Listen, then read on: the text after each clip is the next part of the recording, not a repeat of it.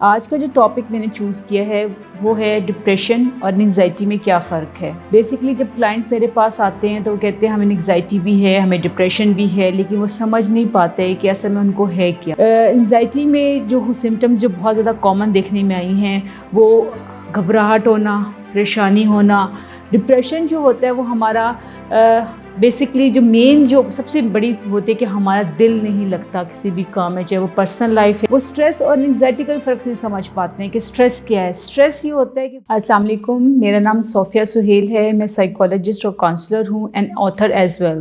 آج کا جو ٹاپک میں نے چوز کیا ہے وہ ہے ڈپریشن اور انگزائٹی میں کیا فرق ہے۔ بیسکلی جب کلائنٹ میرے پاس آتے ہیں تو وہ کہتے ہیں ہمیں انگزائٹی بھی ہے، ہمیں ڈپریشن بھی ہے، لیکن وہ سمجھ نہیں پاتے کہ اصل میں ان کو ہے کیا۔ آج میں آپ کو بتانا چاہوں گی کہ انگزائٹی اور ڈپریشن میں کیا فرق ہے۔ انگزائٹی بیسکلی کوئی بھی انایزینس ہے، پریشانی ہے، گھبراہٹ ہونا، یہ سب انگزائٹی کی سمٹمز ہیں۔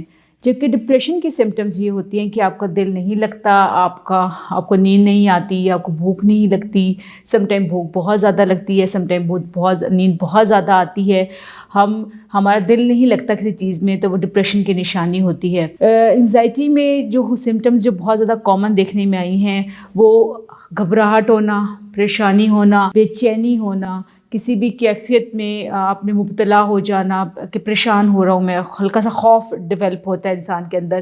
اور یہ سم ٹائم جب انگزائٹی جب بڑھ جاتی ہے تو پینک اٹیکس شروع ہو جاتے ہیں، لائک ہمارے ٹھنڈے پسینے ہمیں آتے ہیں، ہمیں چکر آنے شروع ہو جاتے ہیں، ہماری جو ہارٹ بیٹ ہے وہ تیز ہونا شروع ہوتی ہے، ہم کسی بند جگہوں پہ جا نہیں سکتے، ہم ٹریولنگ میں ہمیں پرابلم ہوتا ہے۔ یہ سارے انگزائٹی کی سمٹمس ہیں۔ ڈپریشن جو ہوتا ہے وہ ہمارا بیسکلی جو مین جو سب سے بڑی ہوتی ہے کہ ہمارا دل نہیں لگتا کسی بھی کام میں، چاہے وہ پرسنل لائف ہے، چاہے وہ پروفیشنل لائف ہے۔